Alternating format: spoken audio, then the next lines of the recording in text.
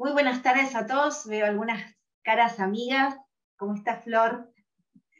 Me alegra mucho verte. Así que bueno, muchísimas gracias por estar acá. Disculpen la demora, pero bueno, son cuestiones que tienen que ver, por un lado, con lo técnico, por otro lado, con el doctor Juan Pablo Escalante, que lo estamos esperando, que está llegando a Buenos Aires.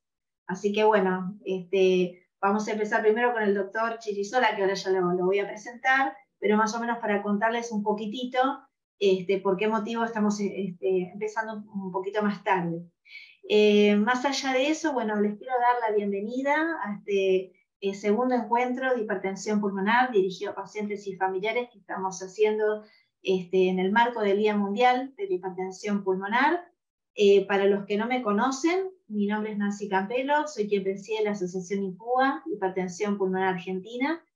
Esta es, eh, ahora te digo, María Elena, esta asociación se formó hace 14 años, está integrada por pacientes, familiares y amigos que todos los días trabajamos de manera desinteresada por un mayor bienestar para todos los pacientes.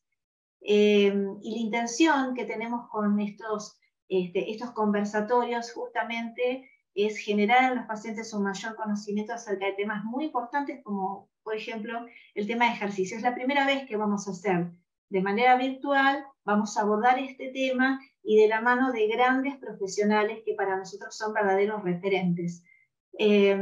Así que bueno, lo que me resta decirles es que esta vez, a diferencia de lo que fue el día martes, volvemos a la dinámica natural que todos conocemos del Zoom, que nos genera un espacio más intimista y donde ustedes van a poder ir formulando preguntas a medida que los profesionales vayan exponiendo. Van a poder formular preguntas a través del chat y yo las voy a ir leyendo, así obtienen respuestas y pueden resolver dudas, que estos son momentos pero fantásticos para poder hacerlo. Hoy nos reunimos, bueno, con este tercer conversatorio que le pusimos a movernos, HP y ejercicios, ejemplos prácticos. Y bueno, voy a empezar entonces por presentar, aunque la presentación estaba pensada para ser comenzada o iniciada con el doctor Juan Pablo Escalante, voy a empezar a presentar entonces a el doctor Nicolás Chichisola. Él es médico cardiólogo, es del programa de rehabilitación cardiopulmonar del Departamento de Circulación Pulmonar del Instituto Cardiovascular de Rosario del ICR, una prestigiosa institución y referente en la región. Así que bueno, Nicolás, es un orgullo y un honor tenerte acá, una alegría muy grande. Esto surgió también de parte de ustedes, que fue una propuesta que nos hicieron y nos pareció que era muy buena la idea y que la íbamos justamente a tomar para un momento tan importante para todos nosotros los pacientes como es estamos cerca, ¿no?, del Día Mundial, que es un día para nosotros para celebrar. ¡Hola! Te quería avisar. Buenas tardes. Hola, Nancy. ¿Cómo Hola, Nico. estás? Bueno, entonces vamos a poder hacer como habíamos planificado. Perdón la demora, pido mil disculpas. No, por favor, no hay problema, te estuvimos esperando un poquito, bueno, así que ahora arrancamos bien. Así que bueno, acá también tenemos al doctor Juan Pablo Escalante, que es médico cardiólogo, jefe de la unidad de insuficiencia cardíaca, trasplante cardíaco e hipertensión pulmonar del Instituto Cardiovascular de Rosario, ICR. Así que bueno, vamos a hacer tal cual como teníamos planificado. Va a comenzar primero el doctor Escalante y después a continuación vamos a seguir con el doctor Chichisola. Les aclaro que el doctor Escalante, no sé si te vas a poder quedar en toda la presentación o vas a... Sí, bueno. me puedo quedar, Nancy. Fantástico, fantástico. Bueno, entonces somos todo oídos y ya tenemos tu presentación. Bueno. Si querés la paso desde acá, Nancy.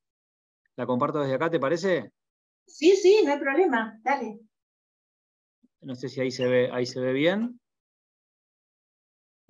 Perfecto. Bueno, muchas gracias.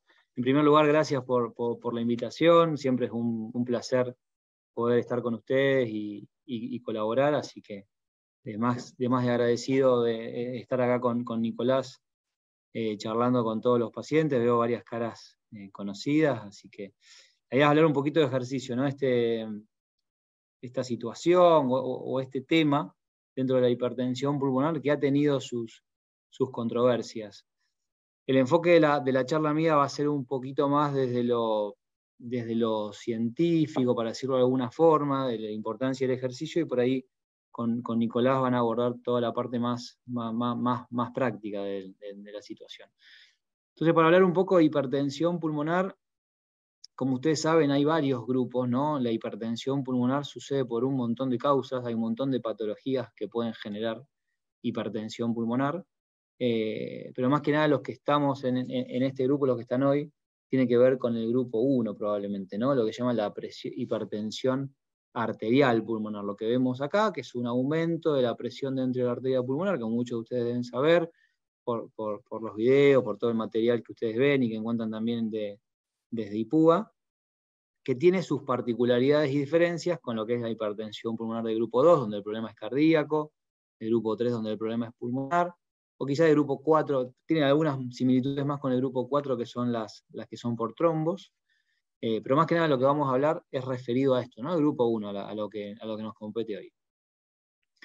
Y excede a la charla hablar de la enfermedad, del diagnóstico, del manejo, pero dentro de la estratificación de riesgo, dentro de cómo nosotros los evaluamos a ustedes y decimos cómo está nuestro paciente. ¿Nuestro paciente está bien? ¿Está más o menos? ¿O está mal? ¿Tenemos que ajustar alguna cosa? Bueno, ¿cómo medimos todo esto? Y lo medimos por signos clínicos, lo medimos por la presencia de síncope, lo medimos por varias cosas, y fíjense, lo que yo les puse acá dentro del cuadrito es clase funcional, es decir, la capacidad de caminata, test de marcha o test de ejercicio cardiopulmonar, es decir, la capacidad de hacer esfuerzo. Entonces, cuando hablamos de ejercicio, estamos hablando de algo que nosotros evaluamos para saber cómo están ustedes. Entonces, ¿cuáles son las limitaciones durante el ejercicio en la hipertensión pulmonar? Quería sacar esta barra de arriba que me aparece. Y fíjense que yo les pido disculpas que están en inglés, quizás las gráficas estaban bastante lindas y no las quería modificar, pero fíjense que los problemas son dos: problemas cardíacos o problemas musculares. Entonces, cuando hablamos de falla cardíaca, hablamos de la falla del ventrículo derecho, ¿no? La hipertensión pulmonar termina afectando, enfermando al lado derecho del corazón. Entonces el ventrículo se empieza a dilatar, la válvula se empieza a hacer más disfuncionante, y al no poder mandar la sangre, hay un menor suministro de oxígeno. Y a nivel muscular, esta cronicidad de la enfermedad lleva a que haya menos capilares, menos sangre, que la célula funcione peor, y estos músculos son tanto los músculos de todo el aparato locomotor, como los músculos respiratorios, ¿no? Entonces, tenemos problemas para ingresar el oxígeno, para llevarle el oxígeno a los músculos por la falla cardíaca, y el músculo tampoco llega a captar bien la llegada de oxígeno. Entonces, los problemas un poco confluyen en esta situación del hecho de no hacer ejercicio. Entonces, ¿cuáles son los efectos del ejercicio positivos y más que nada la hipertensión pulmonar? Bueno, fíjense, a nivel pulmonar mejora el intercambio de gases, mejora el remodelado de la arteria del pulmón, disminuye la respuesta inflamatoria, por eso yo se los puse acá como mejora el intercambio gaseoso. A nivel cardíaco termina mejorando la función del corazón y cómo el corazón se adapta a la sangre. A nivel sanguíneo, al fluir mejor la sangre y más oxigenada, hay un descenso en las citoquinas, que son unas sustancias inflamatorias, entonces estamos menos inflamados, mejora nuestra inmunidad, y a nivel muscular mejora la fuerza y mejora la densidad de capilar, o sea, tengo mayor sangre en el músculo y ahí capta mayor oxígeno, porque en definitiva lo que queremos es mejorar una partecita dentro de la célula, que es la mitocondria, ¿no? Que es nuestra fuente de oxígeno, o sea, lo que usa el oxígeno y produce la energía. Entonces, el objetivo de todo el aparato de que nosotros inspiramos aire es que ese oxígeno llegue a la mitocondria para que produzca energía. En el medio está el corazón, que es el que bombea la sangre, los pulmones, que son los que intercambian, todo este mecanismo. Bueno, el ejercicio va a ayudar a que todo este mecanismo se mejore. Como vemos acá, en este otro estudio más nuevo, vemos bastante de lo que yo les comenté recién, de cómo se capta mejor el oxígeno, pero sobre todo hay un estudio que muestra que hay una menor proliferación de la célula muscular lisa. ¿Qué es todo esto que parece algo raro? La base de la hipertensión pulmonar, ¿no? Entonces, esta masa muscular que está hipertrofiada, que está infiltrada por más músculo dentro de la arteria, disminuye esa proliferación. Y los pacientes también mejoran por ese otro mecanismo agregado. Entonces, hablando de actividad física y rehabilitación en hipertensión pulmonar, al principio estaba desaconsejado, ¿sí? Se creía que podía empeorar la enfermedad con la descompensación del ventrículo derecho. O sea, ¿qué es lo que se pensaba? El ejercicio aumentaría el flujo pulmonar. Este flujo pulmonar aumentado generaría más inflamación en la pared del endotelio y empeoraría la enfermedad, ¿no? Muchas veces uno genera hipótesis desde la medicina y estas hipótesis a veces hay que demostrarlas, ¿no? Y hoy por hoy sabemos que hay un cuerpo de evidencia muy grande con más de 700 pacientes. Esto está basado más que nada en estudios, 6 estudios aleatorizados, 3 estudios controlados, 10 prospectivos, 4 metaanálisis, es decir, mucha información que muestran esto. Fíjense, los pacientes con hipertensión pulmonar, o sea, ustedes, tienen una intolerancia al ejercicio per se, ¿no? Esto tiene que ver con el umbral anaeróbico, es decir, en qué momento tengo que empezar a producir energía más allá de usar el oxígeno, que es usar reservas propias, ¿no? O sea, esto es algo que ya me marca que me estoy empezando a cansar. Y fíjense que comparado con otras actividades de la vida cotidiana, como estar quieto, como estar lavando los platos, como estar cocinando, o como estar empujando una cortadora de pasto, ¿no? Entonces es como si ustedes vivieran empujando una cortadora de pasto. El cansancio que empiezan a tener o cómo empiezan su actividad física. Y la intolerancia al ejercicio, o sea, que les pase esto, está determinado volvemos a lo mismo, ¿no? Por la intolerancia cardiorrespiratoria y muscular. De lo cardiorrespiratorio, muchos mecanismos, me parece que exceden, pero lo que me interesaba mucho era la figura, ¿no? Paciente compensado, o fíjense, alguien descompensado, como este ventrículo derecho está mucho más grande que este que es más chiquito. Entonces el corazón se empieza a agrandar, se empieza a dilatar, no se contrae bien. Todo esto determina que uno no tolere el ejercicio. Y por otro lado, factores periféricos. Fíjense que son millones, muy difíciles de explicar, pero los mecanismos son múltiples, basados más que nada en disfunción cardiorrespiratoria y muscular. Entonces yo les hablaba de la evidencia y de estudios. Cuando alguien dice esto no se puede hacer o está contraindicado el ejercicio en los pacientes, bueno, vamos a demostrarlo, ¿no? Sobre todo Nicolás con su grupo, que ven que la rehabilitación y que está demostrado que es fantástica y que es súper útil. Es decir, ¿cómo esto va a ser malo? Bueno, vamos a empezar a probar, vamos a refutar porque no hay evidencia que diga que es malo.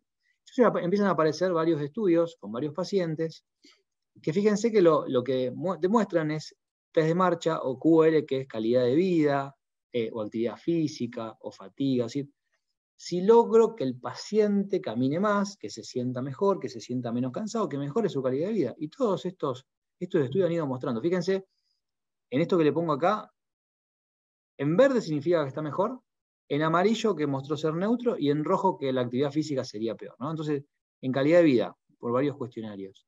En capacidad funcional, por test de caminata, consumo de oxígeno, clase funcional o resistencia. En fuerza muscular o en BNP.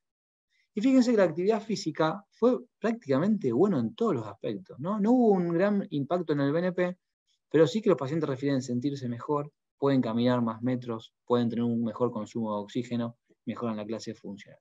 Todo este cuerpo de evidencia ha sido el que reforzó y que ha potenciado el cambio de decir, bueno, esto evidentemente funciona y es bueno. Estudios un poquito más avanzados han buscado el perfil hemodinámico, es decir, si esto mejorará otro tipo de puntos finales más duros, como son los que vemos en el cateterismo, cuando le hacemos un cateterismo. Fíjense, en la izquierda vemos acá el consumo de oxígeno. Los pacientes que estaban en entrenamiento mejoraban el consumo de oxígeno, a diferencia de aquellos que no estaban entrenados, que incluso hasta disminuía un poquitito. Y esto se analizó de forma secundaria, pero fíjense, los pacientes que estaban en entrenamiento les bajó la presión pulmonar, le bajó la resistencia pulmonar y sobre todo le mejoró el gasto cardíaco. O sea, mejora el funcionamiento del corazón, y esto ha hecho de que hoy por hoy, con todo lo que hablamos inicialmente, salga este postulado, este statement de la Sociedad Europea de Respiratorio, que habla de todas estas importancias. Este artículo fue súper importante para consolidar el cambio en el cuerpo de evidencia, que es lo que vemos hoy. Fíjense, guías 2009, no estamos hablando de hace 50 años atrás, 2009.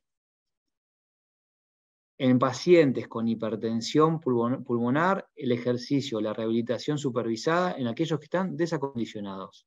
Nivel de evidencia 2A, B. ¿Qué significa todo esto? Una guía es un manuscrito que hace un grupo de médicos, por lo general expertos en la materia, estas son guías europeas, que se reúnen cada 4, 5, 6 años, recopilan la información y en base a eso emiten un comunicado para ellos qué es mejor que no, respecto a todas las cosas, al diagnóstico, a los estudios, al tratamiento, y en este caso yo lo que les puse acá es la rehabilitación.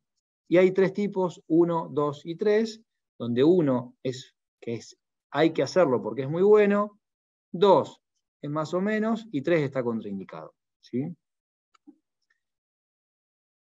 Y el ejercicio físico excesivo está contraindicado en los pacientes. En el 2015 fue cambiando un poco la evidencia, no hubo tanto, pero también se mantiene como 2AB, y ustedes fíjense que en las guías del año pasado, luego de todos los estudios que yo les mostré, la actividad física supervisada se recomienda en los pacientes con hipertensión arterial pulmonar con evidencia 1A. Significa el grado más alto de evidencia científica que hay en la materia. Entonces, de no saber qué pasaba y decir, no hagan nada por las dudas, a decir, che, esto es bueno porque está demostrado, ¿no? Entonces, para terminar, se sugiere que los pacientes con hipertensión pulmonar realicen ejercicio supervisado como parte de su tratamiento. Se sugiere entrenamiento ajustado individualmente y supervisado por centros expertos en hipertensión pulmonar. Y los pacientes deben estar con tratamiento óptimo y estabilizados antes de iniciar un programa de rehabilitación, es lo que se sugiere. Así que bueno, esto es toda mi charla. Muchas gracias. Juanpi, bueno, antes que vos llegaras habíamos estado hablando con Nicolás, que vamos a hacer, bueno, como tu presentación fue rápida, entonces vamos a aprovechar para hacer un intercambio con pacientes, ¿no? Porque vamos a ir leyendo algunas preguntas. Los pacientes que han estado asistiendo estos días son súper activos, está buenísimo, así que bueno, vamos a ver qué preguntas están haciendo. Ivana dice, tengo un bebé de 8 meses con hipertensión pulmonar secundaria a hernia diafragmática congénita. ¿Qué clasificación tendría? O sea, esto ya apela a su conocimiento, no como cardiólogos. Bueno, Ivana, sí, todo lo que es la hipertensión pulmonar del recién nacido entra como una clasificación 1', posteriormente se cambió al grupo 2 como 2', entonces entraría dentro de ese otro grupo, ¿no? Del grupo 2. Son pacientes que por lo general el tratamiento es diferente a lo que estamos hablando hoy, porque tiene que ver con tratamientos quirúrgicos, abordajes desde otro tipo, sobre todo que si tiene que ver con la hernia y si esa hernia está generando una compresión y cómo abordarlo. María Elena dice, yo no puedo hacer caminata de 6 minutos porque me desmayo. Bien. Bueno, eso habría que ver el mecanismo, María Elena, ¿no? Viste, yo al principio mostré una estratificación de riesgo, y hay que ver si uno se desmaya porque la enfermedad está avanzada. Entonces, para eso tendrías que tener desmayos cuando caminás, desmayos cuando en la vida cotidiana, tendrías que tener un valor de BNP alto, tendrías que tener signos de insuficiencia cardíaca, o sea, que tenga que ver con la enfermedad, ¿no? Después, si no tiene que ver con eso, el mecanismo a lo mejor es otro, pero, o sea, el test de caminata hoy por hoy es un reflejo de la capacidad de ejercicio de los pacientes. Entonces, a nosotros nos pasa que muchas veces no podemos hacer test de caminata cuando los pacientes están muy descompensados, que por suerte, pasa en pacientes avanzados que uno no conoce, y la primera vez que vienen se manifiestan con un cuadro súper avanzado, y hasta que uno no inicia el tratamiento, no podemos hacer el test de caminata. Ha pasado con pacientes que están acá en esta reunión que yo conozco, ha pasado con pacientes que hemos visto hace un tiempo, recientemente, que luego de iniciar el tratamiento y mejorar pueden hacer el test de caminata por esto, ¿no? Entonces, hay que ver si esto depende de un síncope por la disfunción cardíaca o depende propiamente de otro motivo.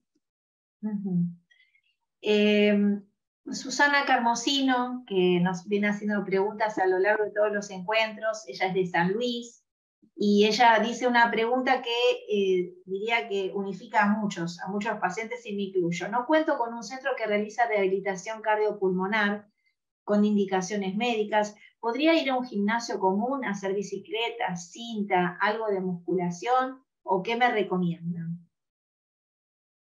Bueno, esa no sé si Nico querés que te pase la posta. Ahí, luego en mi presentación, yo voy a hablar un poquito de este tema. ¿sí? Bueno, lo vas a tocar este tema. Así que, Susana, espera porque ya entonces Nicolás va a dar respuesta a esto. Si no se spoilea nada. Perfecto, perfecto. Ustedes me dicen si hay cosas que ya están incluidas en las presentaciones, entonces para que los pacientes ya sepan. Virginia dice, ¿cuál es el ejercicio más recomendado en clase funcional 2 y 3? Bueno, yo también, en la presentación vamos a hablar un poquitito de eso, vamos a tratar de tocar cada tema en particular.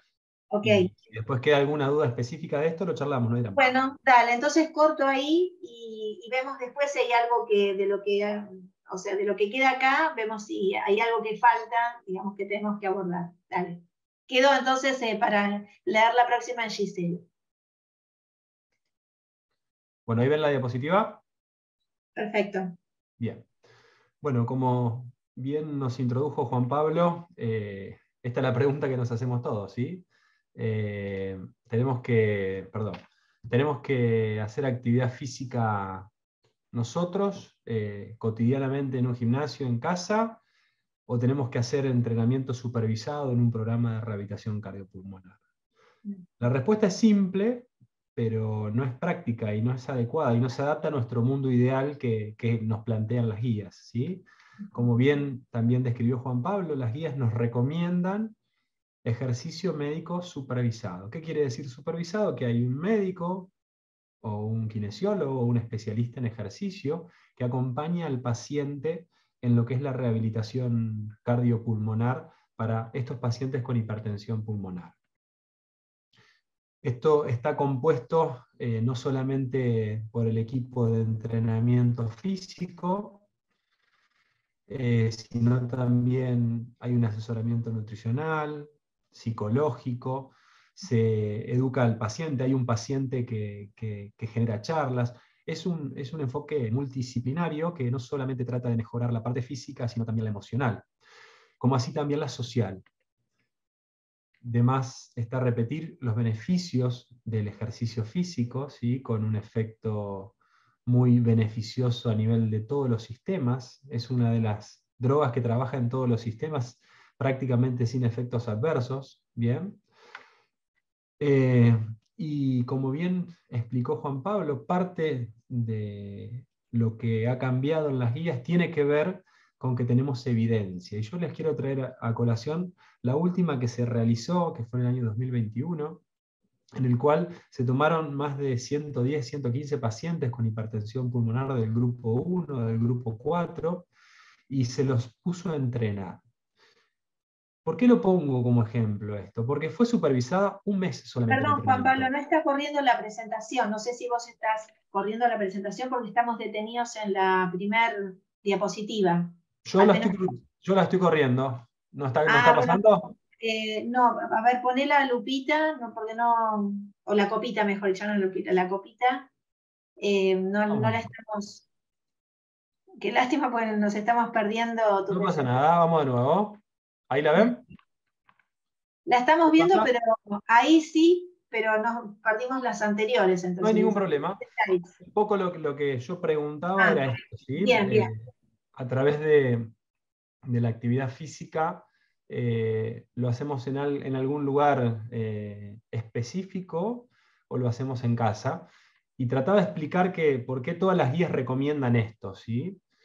y de que hablamos de un programa que es multidisciplinario y que tenemos múltiples ejercicios, múltiples beneficios del ejercicio, ¿sí? Estaba en esta diapositiva que explicaba un poquitito el último estudio que se presentó en 110 pacientes, que se realizó en 10 centros de Europa, con 10 países europeos, donde juntaron 110 pacientes con hipertensión pulmonar del grupo 1 y del grupo 4, y solamente supervisaron el primer mes de entrenamiento, y después continuaron con entrenamiento en su domicilio o en un gimnasio con lo que habían aprendido ese primer mes, ¿sí? Y a pesar de que solamente habían sido supervisados un mes, estos mostraron un franco beneficio, y este beneficio se mostró en el test de la caminata, que justamente es una de las formas que tenemos de demostrar nuestra capacidad aeróbica, como así también se demostró en lo que es el área de nuestra calidad de vida, mejorando los dolores, la sensación de salud, nuestra vitalidad,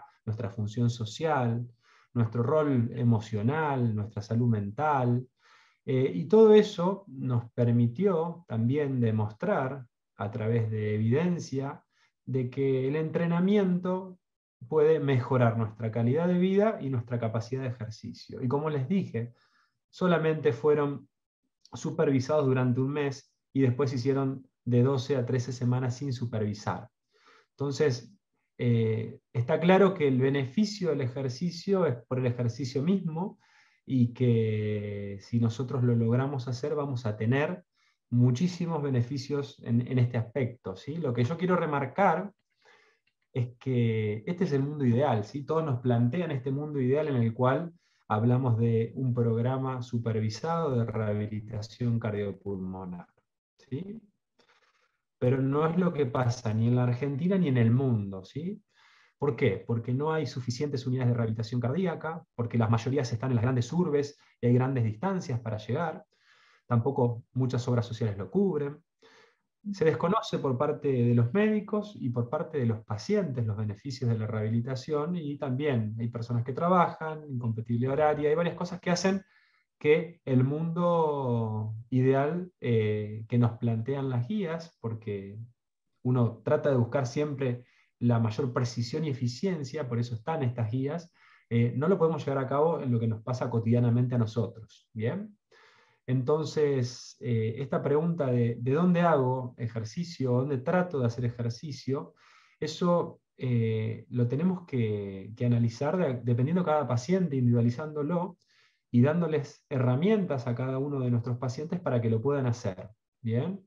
Siempre, obviamente, necesitamos la consulta médica con un catálogo de riesgo, como bien explicó Juan Pablo, para discriminar en qué riesgo estamos, y de acuerdo a eso poder planificar algo de entrenamiento, ¿sí? Entonces, la pregunta esta nos decía, bueno, yo no estoy cerca de un centro de rehabilitación. Bueno, la mayoría de ustedes no va a estar cerca de un centro de rehabilitación, pero la mayoría de ustedes se va a beneficiar de un entrenamiento si lo hacen adecuadamente y si lo hacen continuamente, ¿sí? Y esto tiene que ser como un saco a medida. Cada uno va a poder hacer su ejercicio, tiene que ser individualizado, porque hay pacientes que están muy sintomáticos y hay que adaptarles el ejercicio, como así también hay pacientes que prácticamente no tienen síntomas, y ahí sí podemos incrementar un poco las intensidades de nuestro ejercicio. Otra pregunta que nos planteábamos, o que me preguntaban, es: ¿se puede hacer actividad física si yo necesito oxígeno? La respuesta claramente es sí, ¿sí? Lo que nosotros tenemos que saber primero es quién va a necesitar oxígeno, ¿sí? Lo podemos hacer a través del dosaje de una muestra arterial de sangre, donde hay una concentración de oxígeno baja en sangre, o a través de una oximetría, donde vemos que está lo que llamamos de saturación, que puede ser de reposo, pero también puede ser de esfuerzo. Entonces no nos basta solamente con una oximetría de reposo, sino tenemos que hacer un test de ejercicio de la caminata, una ergometría, un test de ejercicio cardiopulmonar, y viendo si existe o no desaturación en el ejercicio.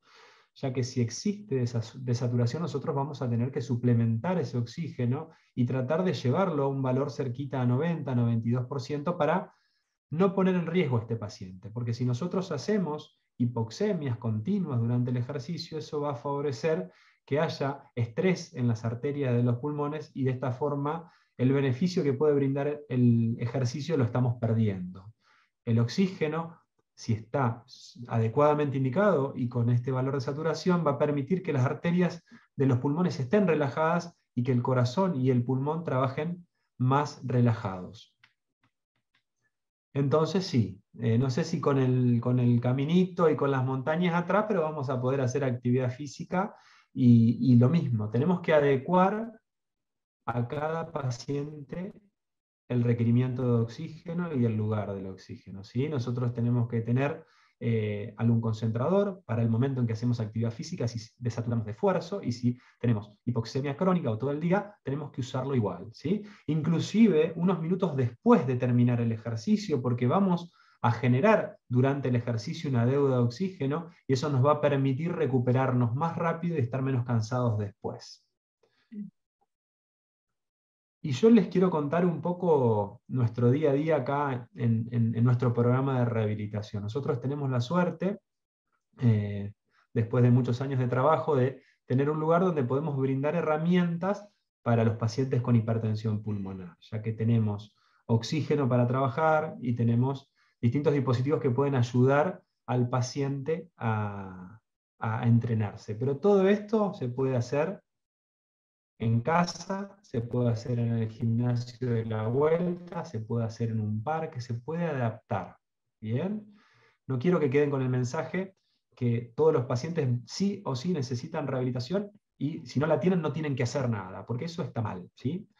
Obviamente que idealmente tendríamos que empezar con rehabilitación y después guiarnos con estas medidas que nos dan, pero si no disponemos de esto, podemos consultar a nuestros médicos y generar un plan para tenerlo en mente, ¿sí? ¿Qué es lo que hacemos nosotros habitualmente acá? Si todo paciente que viene a rehabilitarse va a hacer una entrada en calor, que la puede hacer en bicicleta, en cinta. Después vamos a hacer un entrenamiento aeróbico donde vamos a empezar a incrementar un poquitito la intensidad del ejercicio, pero muy lentamente. Siempre vamos a priorizar más la duración del entrenamiento que la intensidad, con el objetivo de lograr más o menos 30-35 minutos de entrenamiento, ¿sí? Después de eso vamos a hacer una vuelta a la calma en la cinta y vamos a empezar a trabajar el entrenamiento de fuerza. Muchas veces se le tiene miedo al entrenamiento de fuerza y vi un montón de preguntas sobre el entrenamiento de fuerza y en realidad el entrenamiento de fuerza es fantástico para los pacientes con hipertensión pulmonar, ¿sí? Lo tenemos que subdividir en dos tipos. Uno es de los grandes grupos musculares, ¿sí? En el cual vamos a trabajar las piernas, los pectorales, los hombros, como así también vamos a trabajar los músculos inspiratorios específicamente, ¿sí? ¿Y por qué es importante entrenar los músculos? Porque este proceso que Juan Pablo nombraba muy bien, de mejorar un poco cómo nosotros tomamos el oxígeno, esa toma de oxígeno se genera en los músculos. Y los músculos, a medida que uno va enfermando, va perdiendo esa capacidad de intercambiar el oxígeno y ayudar a que el corazón y el pulmón trabajen más relajados. Si nosotros entrenamos fuerza muscular, vamos a lograr que las mitocondrias, que son parte de la célula que mejora la oxigenación, crezcan en número y en su poder de cambiar ese oxígeno. Y a través de eso vamos a mejorar el funcionamiento cardiopulmonar. Entonces es muy importante hacer ejercicios de fuerza, ¿sí? ¿Qué es lo que nosotros tenemos que tener en cuenta siempre que hacemos ejercicios de fuerza? ¿Sí? Hablar de una respiración que ustedes la deben haber escuchado muchísimas veces, ¿sí? Con inspiraciones que sean conscientes y profundas, llenando los pulmones y haciendo aspiraciones con labios pegados y lentas. Y cada vez que nosotros hacemos la fuerza, tiene que coincidir con nuestra expiración. Siempre expirando la fuerza, ¿bien? Y después vamos a poder trabajar los músculos inspiratorios, que eso a veces se pueden hacer a través de ciertos dispositivos en los cuales uno sopla y genera una presión, y vamos trabajando con esa presión todos los días. Eso se hace más o menos 6 veces en el día, durante 30 repeticiones, que eso es bien para los músculos inspiratorios. Y después tenemos ejercicios que se pueden hacer con bandas elásticas para trabajar toda la musculatura del tórax y del diafragma para mejorar justamente el intercambio de oxígeno que genera el pulmón. ¿Bien? Después de todo eso vamos a hacer una vuelta a la calma con un momento de elongación y de respiración, ¿sí? Acá no estoy hablando de otros pilares que son muy importantes, que es el tema nutricional, pero bueno, sé que tuvieron una charla con un nutricionista y eso me pone contento, como así también lo que es el asesoramiento psicológico, ¿sí? Todos sabemos que estar incapacitados para hacer muchas de nuestras actividades tiene un daño emocional, y ese daño emocional siempre hay que tratarlo. Lo mismo, a veces uno no tiene el centro, pero puede ir a un psicólogo y trabajarlo, o puede ir a una nutricionista y trabajarlo. Entonces podemos adecuar nuestra patología, a nuestra enfermedad, a nuestras capacidades de ver cómo encararlas. ¿Bien? Entrenamiento aeróbico, les repito nuevamente esto, ¿sí? Cinta, bicicleta, caminata, elíptico, que lo pueden hacer en el gimnasio de la vuelta, ¿sí? Objetivos, 3 a 5 veces por semana como ideal. Sesiones cortitas, se va progresando el tiempo y después recién la intensidad. Si tenemos caída de oxígeno y sabemos que la tenemos, necesitamos hacerlo con oxígeno, ¿sí? Tenemos que estar atentos. Pueden tener ustedes si los tienen que alarmar o los tienen que hacer detenerse. Que tengan mayor sensación de falta de aire de la habitual, pero desmedida, ¿sí? Que tengan muchas palpitaciones o que sientan que se van a desmayar. Ahí tienen que frenar la actividad física, descansar, vuelta a la calma y elongación, ¿sí? Si no tienen ninguno de esos síntomas, van progresando de 5 a 10 minutos para cumplir este objetivo de 30 a 35 minutos. ¿Bien? En lo referente a lo que son los entrenamientos de fuerza, con 2 a 3 veces por semana estamos, ¿sí? Vamos a trabajar los grandes grupos musculares, se pueden usar elementos, o se puede usar lo que tengamos en casa, ¿sí? Se pueden comprar mancuernas, bandas elásticas, se pueden usar botellas con agua, arena, se puede adaptar, ¿sí? Y evitar lo que se llama maniobra de Valsalva, ¿sí? La maniobra de Valsalva es cuando uno hace fuerza cerrando como una tapita que tenemos acá, ¿sí? Como cuando uno hace mucha fuerza para ir al baño, por ejemplo. Entonces, esa maniobra se tiene que evitar. ¿Cómo se evita? Respirando de la forma que yo les dije, ¿sí? Inspiraciones bien profundas, y cuando expiramos, expiramos lento y ahí hacemos la fuerza. Si estamos expirando, no hay forma de que hagamos esta maniobra de Valsalva, ¿sí? Y siempre los pesos tienen que ser con comodidad. Más vale hacer más repeticiones con poco peso. A medida que vamos adaptándonos, por ahí sí podemos ir subiendo el peso y bajando el número de repeticiones. Acá les damos algunos ejemplos de lo que puede ser entrenar pectorales, entrenar la zona del torso o entrenar también la zona de las piernas. ¿Bien? Estos son equipos específicos. Después, al final, yo les voy a dejar algunas recomendaciones extras. Músculos respiratorios, como le dijimos, hablamos de hacer a través de un incentivador respiratorio más o menos 30 repeticiones por día, ¿sí? A unas presiones que uno puede ir incrementando. Eso se puede comprar en cualquier lado, son simples. Acá les dejo una foto para que lo puedan ver. En la foto van a ver lo que yo les decía, tienen para medir un porcentaje. Ustedes, por ejemplo, logran 100 centímetros cúbicos, por así decirlo, van a trabajar al principio del 40%, que sería 40 centímetros cúbicos, durante 30 repeticiones, 6 veces en el día. Y eso lo van a ir incrementando, ¿sí? Y si no lo tienen, a través de bandas elásticas, hay muchos ejercicios que van a ver que los van a beneficiar para mejorar toda la musculatura respiratoria o inspiratoria. Recomendaciones para la vida cotidiana, ¿sí? Movernos un poco más, ¿sí? Si estamos sentados, recordar lo que son las pausas activas, ¿sí? El sedentarismo es uno de los grandes problemas que tenemos todos, no solamente la hipertensión pulmonar, y tenemos que romperlo, ¿sí? Hay aplicaciones en el celular que te permiten cada tanto tiempo que suene, que vibre y que te diga, bueno, tenés que hacer algo, te puedes levantar, se pueden hacer algunas sentadillas, se puede caminar, se puede subir una escalera, se puede sentar y levantar. Hay un montón de estrategias para romper con el sedentarismo y hacer pausas activas, ¿sí? Le repito lo mismo, siempre empezamos con progresiones lentas del tiempo y luego de las intensidades, ¿bien? Y cualquier síntoma lo frenamos y el oxígeno lo usamos. Vayamos al supermercado, vayamos al parque, lo llevamos con nosotros si desaturamos, porque ahí sí nos vamos a estar haciendo un daño si no logramos estar saturando por arriba de 90, 92. ¿Bien? Los entrenamientos de fuerza, pararse y sentarse en una silla, pararse en puntas de pie, levantar los brazos desde los hombros con un peso, subir y bajar escalones, siempre tratar de hacer repeticiones de 6 a 8 y en series de 3 a 4. Bien, eso es lo que se recomienda.